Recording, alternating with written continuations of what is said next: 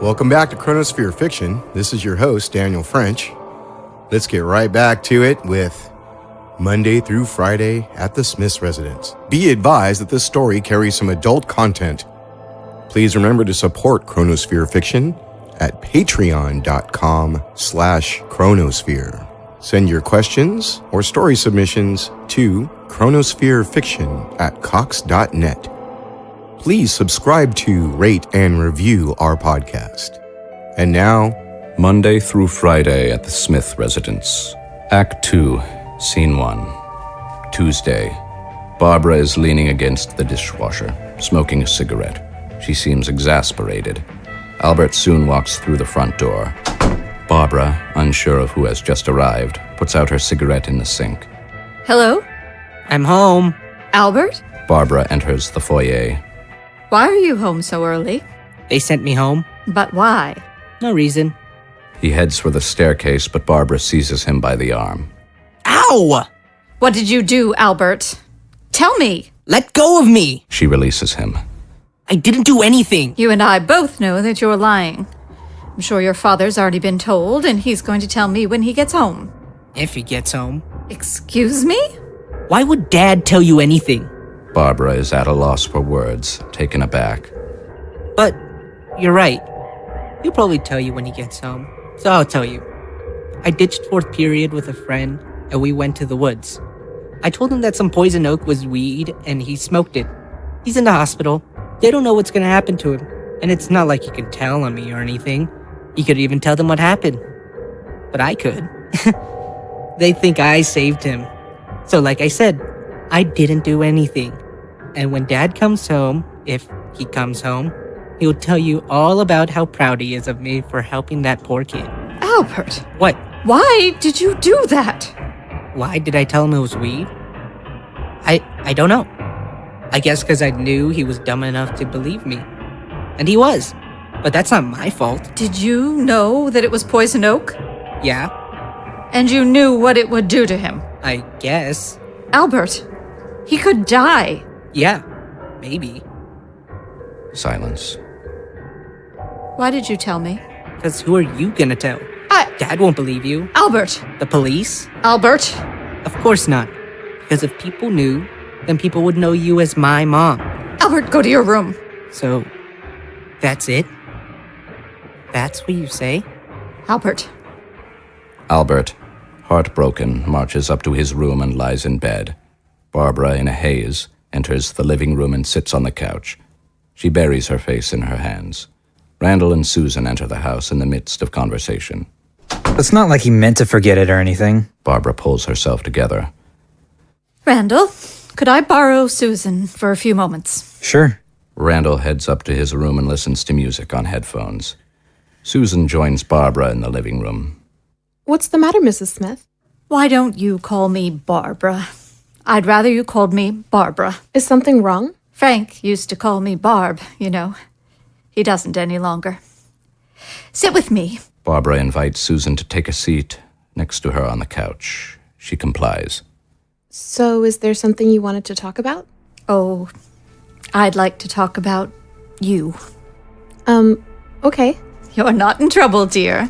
You don't have to look so concerned. Susan gives Barbara a tentative smile in response. I like you, Sue. I think you're a smart young woman. And of course, you're so very pretty. Thank you. We all like you. And Randall likes you, that's clear. Yeah. And you like him, I take it? Of course. I love Randy. Yes. I believe you. You love him and you want to protect him. And so you lie to him. Because that's what we do when we want to protect the ones we love, isn't it? I don't understand. I've never lied to Randy. Lying by exclusion is still lying, dear. What do you mean? Barbara stands and begins to stroll around the room. I don't blame you. There's no need to be defensive. And let's not kid ourselves. If Randall had any brain cells left, he'd have figured it out for himself already. Mrs. Smith. Barbara, I insist you stop calling me Mrs. Smith. You're part of the family, after all. You are intelligent, and you are pretty. But you've got to learn to be responsible, Susan dear. Not just for yourself, but for the life growing inside you. Susan is dumbstruck. It wasn't difficult to see. We have that in common, don't we? Barbara takes Susan's hand in her own and places it on her belly. Well, don't you think it's time to start telling the truth? Yes. Yes. Barbara sits next to Susan once more as the latter seems on the verge of tears. It's nothing to be sad or ashamed about. I didn't want this. He wears a condom, doesn't he? Yes, I didn't think it could happen. Frank and I, we married at a young age. Randall was no surprise, but Graham... We didn't expect Graham. I know what it feels like, to have the weight of the world inside of you, weighing you down, though you never asked for it. I don't want this. I'm sure that's what you think. I know it's a scary thing, giving birth for the first time. Motherhood's even scarier, I assure you. But you'll do fine. I'm not ready. Are we ever? I'm afraid. Your every action henceforth is one of courage. I don't know what I'm gonna do. Barbara stands suddenly and speaks assertively. I'll tell you what you're going to do. You're going to dry your eyes, and then you're going to marry Randall. You're going to be Susan Smith, and you're going to rear and care for a lot of little Smiths while your husband works tirelessly to support the family. You'll wash the dishes and sweep the floors and make the meals, often without thanks. From time to time, you'll meet with friends and talk about your favorite television shows and the books you've read. And you'll go out to dinner with your husband, where he'll pay more attention to the menu than he will to you. And by God, you'll keep your chin up, and you'll smile, and you'll play the game. These are the rules, Susan. Graham steps through the front door. Is that you, Graham, darling? Yeah, How was your day? fine. Graham makes for his room. Good. But before you do all that, you're going to go upstairs and tell Randall. Yes? Susan nods, shaken. You gonna tell my parents? No. You will. Susan nods again. I suppose when Randall moves out, we'll repurpose his room. Make it a nursery. Pray for a girl, Susan. Now, if you'll excuse me, the oven needs to be cleaned. Barbara exits the living room and sees to her chore in the kitchen. Susan begins to silently weep once she is alone. By now, Graham has entered his room. Did you hear what I did? No, what did you do? Nothing. Graham sits down at his desk and starts working on his homework. Susan, wiping her tears away, heads up to Randall's room. She enters, trying to look as calm as possible. Randall smiles, removes his headphones, and approaches Susan. Hey, Hi. He does not sense that anything is amiss and wraps his arms around Susan, kissing her. She lets him at first, reciprocating half-heartedly, but gently pushes him away before long. Randy, please. what's wrong? I'm not in the mood. We can change that. Again, he attempts to take her in his arms, but she resists resolutely. Randy, I'm serious. What is it? What did my mom say? It's not what she said. Then what is it? I'm pregnant. Are you gonna work some more on love? When I'm done. Are you sure? I'm sure. The revelation catches up to Randy. He paces back and forth across his room, unsure of what to say. Can I watch? Oh God. I guess so. That wouldn't make you nervous or anything. No. Are you okay? Okay, I'll let you work. Yeah, I'm fine. Randy, I know this is really tough. Susan tries to comfort him, but she is rebuffed. Randall, inconsolable, sits on his bed and fights back his emotions as best he can. Holy shit. Holy shit. Randy, Does anybody know? She sits on the bed as well, but keeps her distance. your mom knows. Oh no. Oh jeez. Randy, I'm here. She places his hand on him. He rejects the gesture. What did she say? She told me what she expected to happen. What's that? She wants us to get married. And she wants me to get a job and a house and all that, right? Yes. Oh, this can't be happening. This can't be happening so fast. I thought I was going to college. I thought I'd... I didn't plan for this either, but it's not the end of the world. It doesn't have to be. She's right. We're gonna have to get married. I'll need to find... Randy, maybe we don't have to get married. You think I want this? You think I want to just forget about everything, rewrite the future? You're not listening to me, Randy. This is happening to me too. Don't you get it, Susan? You're the mother of my child. My child. I'm gonna be a father. This is fucking nuts. Are you afraid of your mom? Is that it? You want to do everything she tells you? It's not just her. It's everyone, everywhere. It's things. It's just the way things are. It's what we have to do. I need you to trust me, Randy. What? You're forgetting something really, really important. What am I forgetting? That I love you. Randall is silent for a short time. You're right. I did forget. I lost my head there. I'm sorry. It's okay. And I love you. More than anything. I know. We're gonna deal with this together. Randy, I trust you, Susan. I do. I'm glad. I know you're scared. I'm not scared. I'm not. We're gonna figure things out. That's right. It's gonna work out. I think you'll be a great mom. Randy, What? nothing. Never mind. I should go. You're taking off? I can't stay. I understand. It's not you. I've just got a lot of thinking to do. I get it. Me too. But I'll see you tomorrow. Yeah. See you tomorrow. Do you promise you'll still love me tomorrow? I'll always love you. Promise? Promise. Susan smiles and kisses Randy on the cheek. She leaves the room and descends the stairs, exiting the house in a hurry. Randall takes a deep breath, motionless. All at once, he has a meltdown, punching a hole in the wall and then tearing his room apart. The commotion causes Barbara and Graham to look up from their respective tasks, but both quickly dismiss the ruckus. What's Randy's problem? Maybe you couldn't get it up or something. Randall collapses onto his bed and convulses, too much of a man to cry. All right, I'm done. Cool. Albert sits up. Graham puts his homework away and retrieves his painting materials. He crosses to Love, removes its cover, and proceeds to make slow and thoughtful additions. So, what does it mean? I'm painting love. You know that. Well, duh. But how do you know what it looks like? We feel things and we make associations. Like what we smell or hear or what we see when we're happy or sad or whatever. We even think of colors or shapes and stuff. I just try and visualize love. I paint what it makes me feel.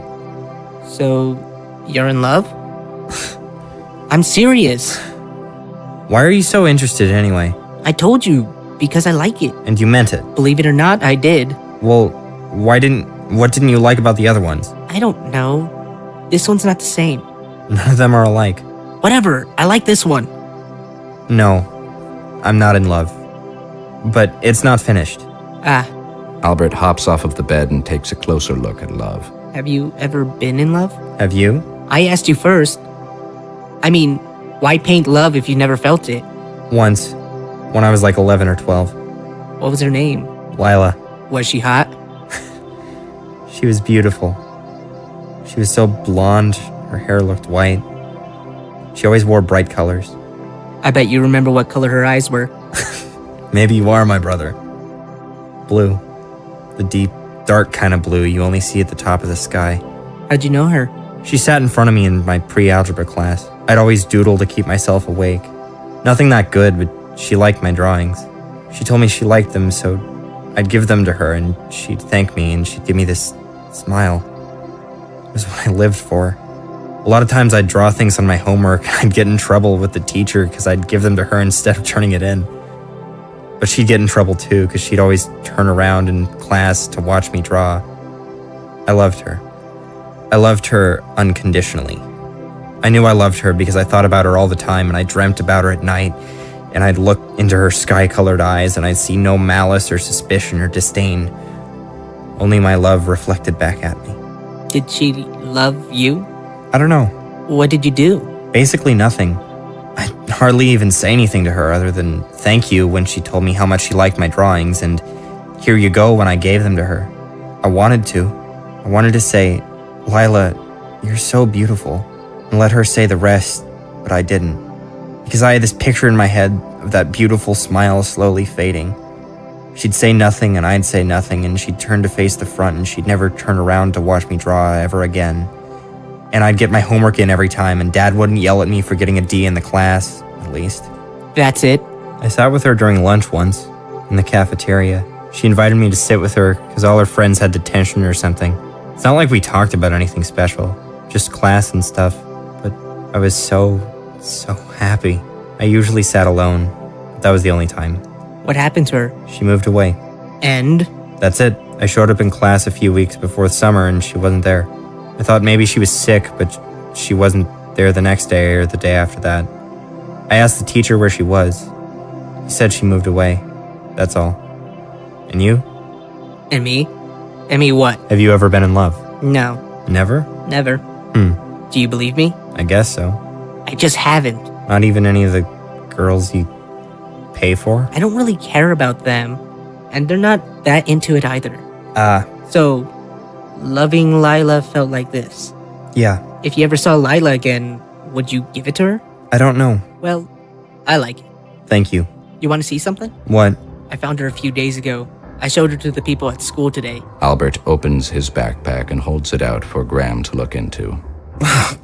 He drops his paintbrush in surprise and steps back. She was out on the front curb.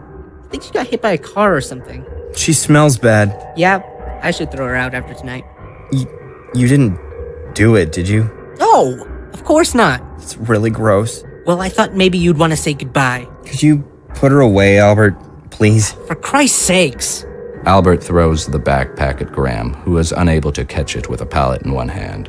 He jumps backward, horrified. Why do you always have to do stuff like that? Graham puts his pallet down and flees the room, slamming the door behind him. While he heads for the kitchen, Albert picks his backpack up from off the floor and carries it to the window at the far end of the room. He opens the window and dumps the rather stiff remains of a cat outside. He then puts his backpack down and returns to his bed. Graham enters the kitchen and takes a seat at the table, shaken. Barbara puts her chore aside and sees to him. Graham? What's the matter? Nothing. Albert's being a jerk again.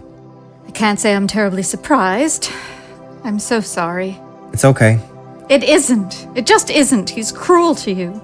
He's just so gross. He's a lot of things. I'm hoping he'll grow out of, well, the way he is, I suppose. Why is he so... Spiteful? I only wish I knew, my dearest son. I only wish I knew. He doesn't get it from his father, and I'll be damned if he gets it from me.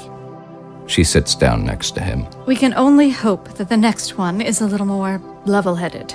She smiles warmly, and he returns the smile. She places her hand on his cheek in a maternal fashion.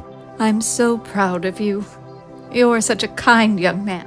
Randall gets a grip and exits his bedroom, heading downstairs. Thanks, Mom. You're a shy one now, but you've got a lot to say. I can see it. And someday, you're going to say it all, and you'll shine out for everyone to see. And of course, you're going to make some lovely and oh so lucky young lady very, very happy. Yeah. Randall enters the kitchen, unable to conceal his anxiety. Mom, can I talk to you? I know exactly what's on your mind, Randall, and I think it would be more appropriate if you discussed it first with your father when he comes home. Well, when's that? Oh, I don't suppose it'll be too long. Blackout. Scene 2. It is the dead of night, and the streetlights without once more cast a dim glow on the interior of the Smith residence. The boys are in bed. Barbara sits on an armchair in the living room, livid, patiently awaiting Frank's arrival. Frank soon ambles through the front door, exceedingly inebriated. Frank, could you come here for a moment? Honey, I'm home. Frank drags himself into the living room. Barbara leaps to her feet and slaps Frank. You bastard. Hey! Frank grabs Barbara's wrists in a clumsy attempt to restrain her, but she fights back and easily pushes him to the floor. You son of a bitch! Fuck you! Just yesterday we discussed this. We did. And I thought I made it abundantly clear I didn't see a problem with having a few drinks after a long day's work. Do you have any idea at all what time it is? Time I should be getting to bed. But here I am having another pointless spat with my wife. It's nearly midnight. Do you understand? I got a little carried away. I was having a conversation. With whom? Wouldn't you like to know? What's that supposed to mean? Nothing. Forget I said it. If you have something to say, be a man for once and say it. I've got more to say than you know. But you don't know. You don't care. I've been talking and drinking with somebody that does. Now I think I'll be... He turns to leave the room. Oh, no. You're going to get a proper earful. I don't care who's been listening to your drunken ramblings, but whether you like it or not, you're a father. And you've got responsibilities. And what about you? Me? Me? What more could you possibly want from me, Frank? I spend my days here making sure everything is neat and tidy for you and for everyone else. And who is it that mediates when the boys are at each other's throats, Yeah. Everything's neat and clean, excepting the animal carcasses out in the garden. What? I found Rosie on my way in. She's lying in the petunias attracting ants. Is that your idea of fertilizer or something? I have no clue what you're going on about. No, of course not. Because maybe you're not the housekeeper you like to think you are. Again, Frank attempts to leave but is stopped by Barbara. A housekeeper? No. I'm a peacekeeper, Frank. You don't know what goes on here while you're out drinking your pathetic life away. You don't know your own sons. Bullcrap. It's the truth. The boys have no father. Shut your goddamn mouth. No. You shut yours and you listen. The things Albert did just today would give you goosebumps if you only knew. So he acts out from time to time. Can you blame him? You never say anything nice about the boy. He never does anything nice. He terrorizes everyone around him. Oh, please. This is exactly what I'm trying to communicate to you. You don't have the first clue who the children are. I've had just about enough of this. You're going to be a grandfather and you don't even know it. Beat. What? Your eldest son has been brooding all day. He's been moping around the house, and do you know why? Because he put a child in Susan, Frank. Unbeknownst to you. Whoa. Wait just a minute. You heard me. Susan is pregnant with his child. My God. And where were you while he was tormented by nagging thoughts of what his life will become? Where was the man who could tell him, who could reassure him? He was boozing and chatting it up. Jesus. What will you tell him tomorrow? Well, Frank, what excuse can you make? We need you here, and you're not. Barbara cannot help but sob. Frank feels awful. I'm sorry. He opens his arms and approaches Barbara. Don't touch me. I'm sorry, Barbara. I'm sorry. Yes, I'm sure you are. I screwed up. Bad. Always. Maybe you're right, Barbara. Hey, Barb. Look at me. She does so. I'm sorry. And I'm gonna make it up to him and to you. And how are you going to do that? Well, listen. I'm taking tomorrow off so I can be home when Carlisle gets here. Now, what if I did all the chores? Everything that needed to be done? What if I even made dinner for everybody? Boy, are you drunk. Guilty. And Randall? I'll talk to him first thing in the morning. You'll do all the cleaning tomorrow? You betcha. Cooking too. Well, I'm not sure I should trust you with the cooking, Mr. Smith. You might burn the house down. But then I would like to catch up on my reading. I'll make something simple, something foolproof, like spaghetti. I can do it. I want to. All that's a start. It's a start. And all that working late? No more. Promise. Promise. Good. You may kiss me and then you may get some sleep. You've got a busy day tomorrow. Frank kisses Barbara gently on the forehead. Blackout. Act 3, Scene 1. Wednesday. Graham has gone off to school and Albert just left. Frank is seated at the head of the dining room table, reading from a newspaper. Sitting opposite him is Randall, disconsolate, plaintively playing with his breakfast. Barbara has her head out the front door. Albert, you forgot your backpack again! Albert! She abandons her endeavor and, shutting the door, returns to the kitchen. Again. He'll be okay. Randall, eat your breakfast. Your father worked very hard on it, and he did a good job. Sorry, Mom. That's okay, son. Perhaps now's the time we address the elephant in the room. Barbara? Yes? Could we have this talk in private? Oh, of course. Barbara withdraws to the living room, takes a seat in the armchair, and reads a book. Frank folds up his newspaper. So, Susan's pregnant, is she? Yeah. And it's yours, Randall? Yeah. Well, what do you have to say? I don't know. I don't know what to think about it.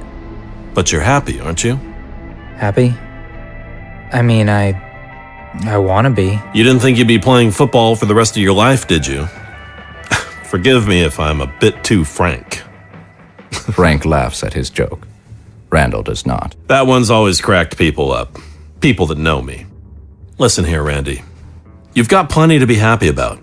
Your head's screwed on right, you've got yourself a good-looking gal, and you're lucky enough to live in the greatest country on earth in the midst of a new American renaissance. Frank stands, a cup of coffee in hand, and paces across the floor. The 60s are no more. Kennedy, counterculture, civil rights, Vietnam, it's all behind us. The 70s have passed, and so too has Watergate, détente, disco, Roe v. Wade. Randy, for the first time in decades, the American people aren't distracted. We've got our sights back on the American dream. Just look around you. What more could you ask for? I don't know. Neither do I. Have I ever talked to you about my days in Vietnam, son? No, I don't think so. Well, now that you're a man, I think you're ready to appreciate the lessons I learned. Frank finishes his coffee. He pours another glass and hands it to Randall. Drink. Randall accepts the cup. I didn't bring any wounds home, but I sure brought back a lot of memories, a lot of stories. One in particular comes to mind. It was 1963. I had to have been 24 or so. My unit was assigned to the countryside. Beautiful place, really. So green. But this was in the summer, and the humidity alone was enough to make you crack. It was like suffocating on some days. Anywho, one day, we received orders to root out dissident elements in the local villages. That means Viet Cong. The commies. So we head out and turn a few homes upside down, ruffle some feathers, don't find anything. But eventually, we do. In fact, who should stumble upon a hidden armory of guns, grenades, the works, but your old man? My superior officer ordered us to liquidate the residence. Okay. 2 kids, an old man, and a little pregnant gal. Frank makes a gun with his hand and points his finger directly at Randall's head. Bang, bang, bang, bang. They shot a few other villagers for good measure, just to send a message. The men were away fighting, killing young American men with weapons, and we knew that sooner or later, those weapons would jam or they'd run out of bullets. They'd come on back to their homes to stock up, and what would they find? No guns, only their loved ones killed. I volunteered my service. I wasn't drafted. I left your mother for the war. 2 years. Because I wanted to fight them over there, so we didn't have to fight them over here. I didn't know what it would take, Randy, more than I thought, but I followed orders. I always followed orders. And you know what, Randy? What?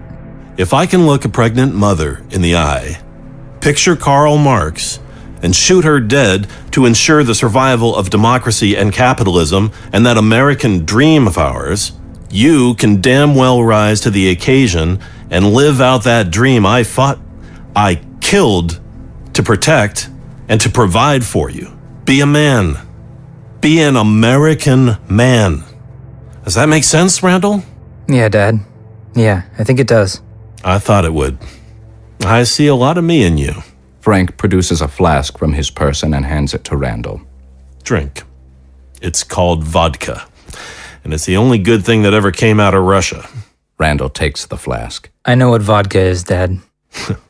Yes, I expect so. Frank places his hand on Randall's shoulder. You'll make a more than adequate father. Enjoy it however you can, son. I'll be proud of you. Thanks, Dad. I really needed to hear that. I don't count this against you, Randy. Sometimes life comes at you faster than it should. But whatever doesn't kill you, right? Right. Randall takes a swig of vodka.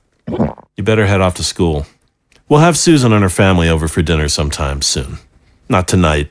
Not while your uncle and your cousin are here. And make sure everybody's on the same page. And we'll work things out as a family from then on. Randall stands and puts his backpack on. All right. Just one more thing before you go. Do you love Susan? Yes. That's good. Love her for as long as you can, pal. It makes all the difference. I'm ready to spend the rest of my life with her. Frank laughs. That's good to hear, Randy. Godspeed. See you later, Dad. Have a good day, son. And don't forget, Carlisle and Tessa should be getting here around 1, so don't dally after class. Randall departs. Frank goes to the living room to check in on Barbara. How'd it go? I think I got through to him. I knew you would. Frank sits down on the couch and motions for Barbara to join him. She smiles and complies, putting her book aside. He puts his arm around her and kisses her. Blackout. Scene 2. Frank is sweeping the foyer. Barbara watches, enjoying a drink.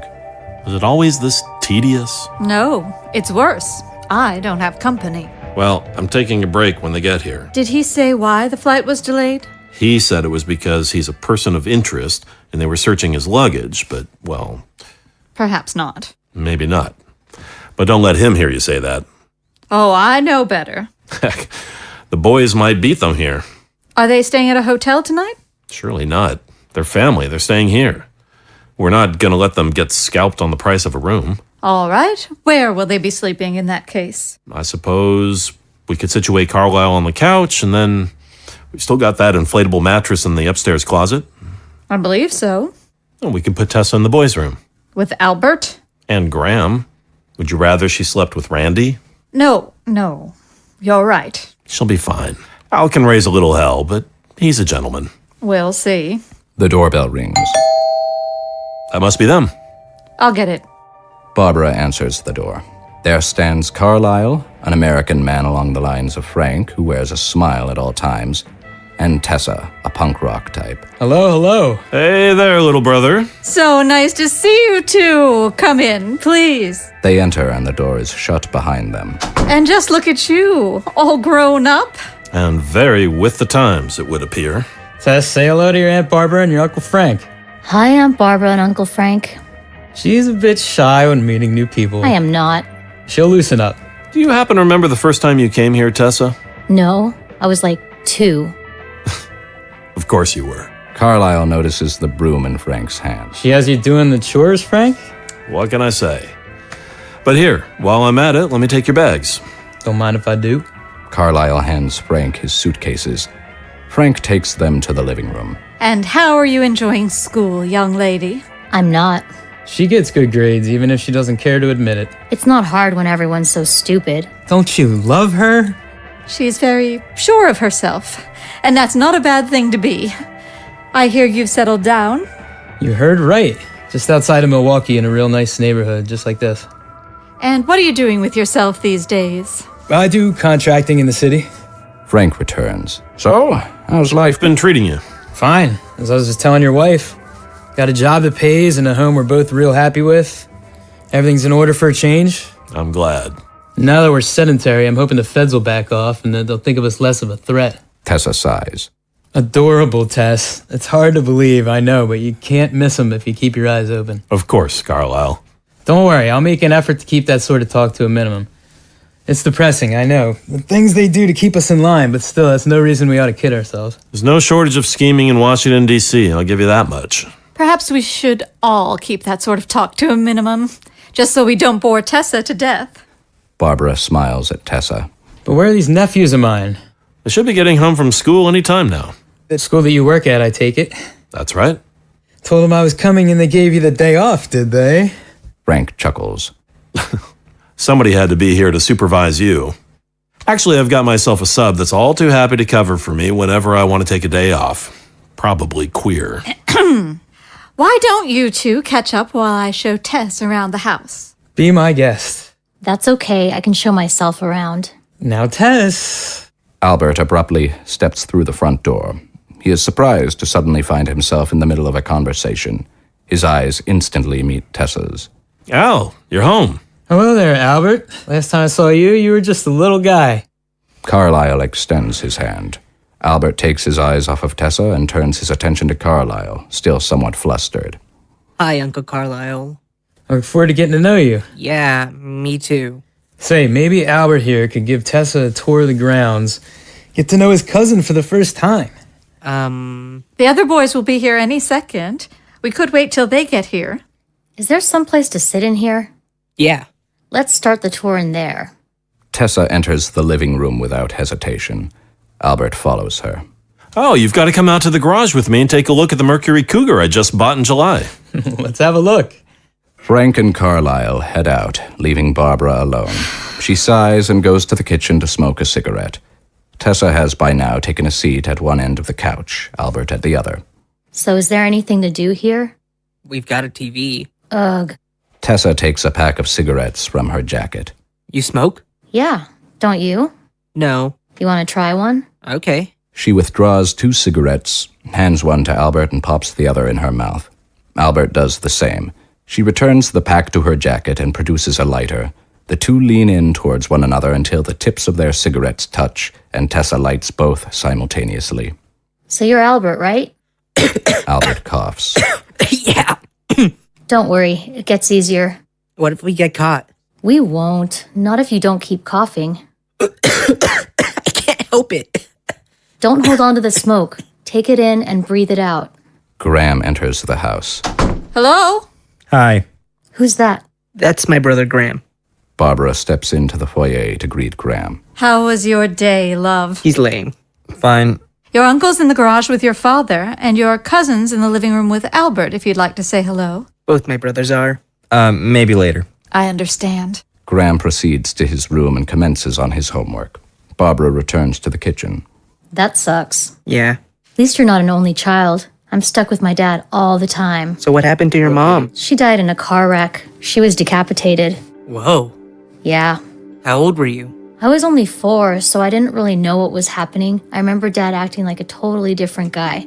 I think he really loved Mom. That's too bad. Whatever. So you go to school around here? Yeah, my dad teaches there. And I bet he's a total hard ass. Yep. He was in the army. Does everyone hate you because of him? Nobody messes with me. Yeah? Why is that? Albert smiles. I'm pretty screwed up. Tessa smiles back. Good. Me too. Randall enters. Mom? That's Randy. He plays football. Barbara returns to the foyer. Yes, dear? Ugh, say no more. Susan wasn't at school today, and she's not at home. Her parents don't know where she is. I'm sure she'll turn up. In the meantime, why don't you say hello to your uncle? He's in the garage looking at your father's car. Sure. Tell me if she shows up, will you? Of course. Randall exits once more, and Barbara re-enters the kitchen. Yeah, my family's crazy. I'm your family too, you know. I know. You seem pretty cool. You too. They smoke in silence for a short while. I think I'm getting the hang of this. Told you. So, what's your beef with TV? Haven't you read 1984? Huh? Come on, George Orwell? No, I don't do a lot of reading. Well, it was written in the 40s and it predicted that everybody would have a TV in their house, everywhere. And that's how the government controls you. Only he thought the danger was TV watching you. No, just you watching TV means they control you. What do you mean? You buy what they tell you to buy in commercials. You think what they tell you to think on the news, and you make believe that life is just like in your favorite TV shows. Or the way it should be. I never looked at it that way. And how else would you look at it if all you looked at was a TV screen? But it's not just the government, it's people with money, because that's all you need to get on TV. You think it's weird of me to say, don't you? No, my dad talks about this kind of stuff all the time. About the communists and the Democrats and stuff. The communists aren't the ones fucking us over. And if you think Reagan's on our side, then you're retarded. None of them give a shit. Yeah, You'll hear my dad say a lot of bullcrap about the government, but don't think I get it from him. don't worry, I won't. Thanks. I don't hate him. I mean, he's weird, but he does his best. I don't really get a lot of attention from my parents, and my mom kinda hates me. Yeah, she seems like a bitch. Yeah. So is there, like, anything to do in this neighborhood at all? Well, there's a forest right behind the school. There's a little creek and a tire swing, but you have to know where to find it. I always go out there by myself, exploring. That sounds nice. You want to take off? Right now? Sure. Why not? Okay, whatever you say. Tessa and Albert leave the house, the former leading the latter. Barbara visits the foyer yet again, wondering who has come or gone. She then checks the living room, finding no one. The door opens and Frank, Carlisle, and Randall enter the house. Yes, it's so nice to see Tess getting along with someone. Randall heads straight to his room and begins to put it in order. Barbara is drawn back into the foyer by their entry. Have either of you seen Albert and Tessa? They passed us on the way in. Went off wandering. Oh, that's nice. Sure is. Frank was telling me that Al's a bit antisocial, too. You could say that. She needs a little exposure to someone her own age. She's always hanging out with much older people. Kids, they're just not such a good influence, I think they'll do each other good. Surely. At any rate, I just wanted to let you know, Barb, that Carl and I are going out for a little while. He wants to take a ride in the Mercury. Oh, I hope you'll be back in time to make dinner. I'll get him back on time, fear not. He won't be gone long. Fine. The men depart. Barbara goes and makes herself another drink.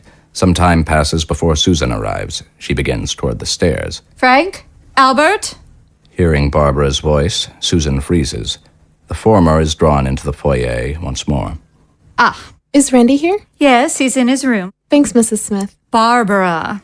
Susan hurries up the stairs. You should find him a little less apprehensive about things. Susan says nothing. Barbara shakes her head and returns to the kitchen. Graham puts his homework away and begins working on Love. Susan enters Randy's room. Randy, She is surprised to see the place so disorderly. Oh. Sue, I'm so happy to see you. He goes and hugs her tight. What happened in here? Look, I'm really sorry. I freaked out yesterday. I wasn't thinking straight. I wasn't being a man, and I've got to be now. For you and for me. Randy, I need to tell you something. So do I. Listen. He leads her to his bed. I was scared when you told me, but I talked to my dad, and I've thought it through, and I think I'm ready. Randy... I mean it, and I'll prove it. I'm gonna drop out. I'll get a job at the factory on Mills. Mom knows the foreman's wife, and then I'm gonna take out a loan for a house. Dad said he'll get me a car for my 18th birthday. It'll all be fine. Randy, none of that needs to happen. Excuse me? We don't have to get married. You don't have to do any of that. What the hell do you mean? Let me tell you, please. You're not going to be a father, and I'm not going to be a mother. Not yet. I don't understand. You mean you lied? You were never pregnant? No, Randy, I got rid of it. You mean... Yes, yesterday. You can still go to college and play football and do whatever you want with your life. And so can I. Randall, still unable to fully comprehend the news, is not pleased. You had an abortion? Yes. And you didn't even tell me? You were so on edge. I didn't want to make things any worse. And you were so scared. I thought this is what you wanted. No! Jesus fucking Christ, Susan! Randy! Oh my God! You said you didn't want this to happen. And I pulled myself together! Holy shit, my parents are gonna... Oh, fuck them. Why do you care about what your dad says or your mom thinks? What about you, Randy? What about you? You talk about being a man. Don't men think for themselves and make their own decisions? This wasn't my decision. I know. You killed our child, Susan. I'm not sure it's even yours, okay? What? I said it might not have been yours. What the fuck are you talking about? Whose was it then? Mike? You were with Mike. You fucking lied to me. It wasn't Mike. Mike's an asshole. Well, who was it then? Just tell me the truth for once. It was Stan. It could have been Stan's. Stan? He's a fucking dead man. Randy, no, it wasn't his fault. It was me. It was all me. When the hell was this? This was after we had that big fight at Mike's when we weren't talking to each other. I wanted to make you angry. I know Stan's always had the hots for me, so I called him. I asked if we could meet up so I could talk to him about you, and, well... Great. That's just fucking great. It was just one time. We both agreed that it wouldn't happen again, and then you and I made up, and I hoped it'd never come up. So you're gonna call him up one more time, tell him you killed his kid? He never knew I was pregnant. I didn't even want to tell you, but your mom saw it, and I planned on getting rid of it the second I learned about it. And you were just gonna live that lie forever? Yes. You'd never know, and we'd stay together and we'd be happy like we've always been. I love you.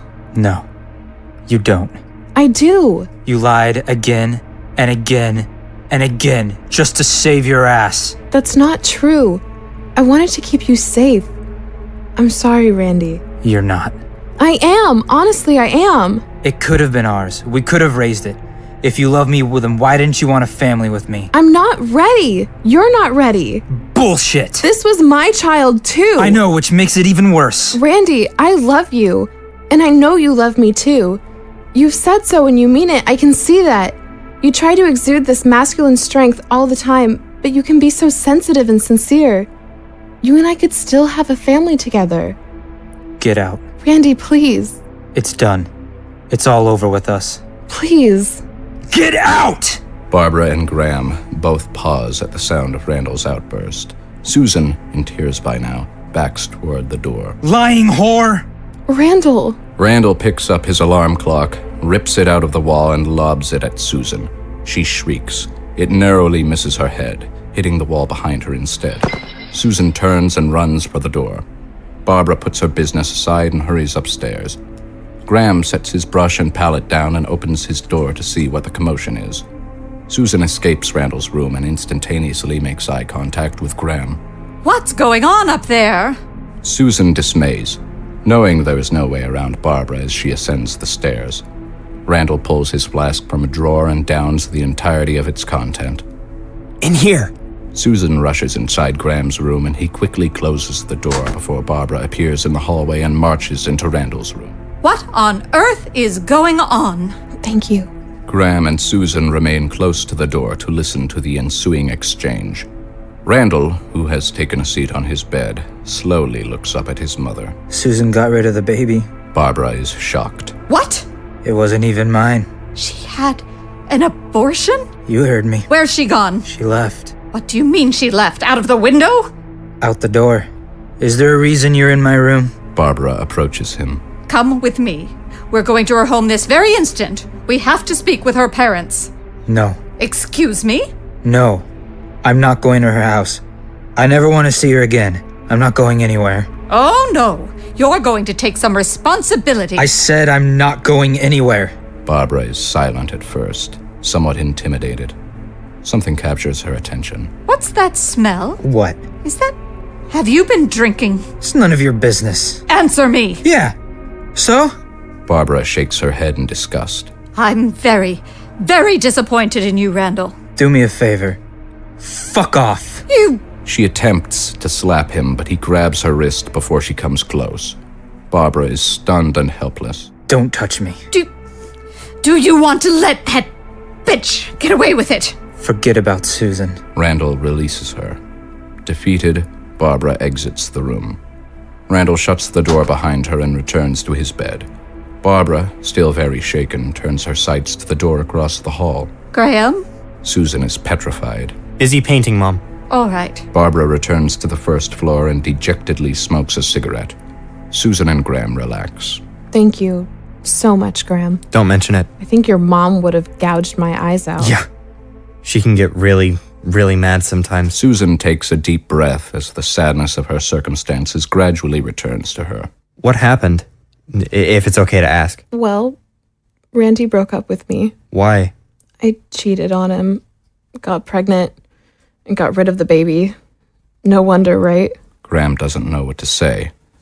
He goes and retrieves a cloth he uses while painting. He offers it to her.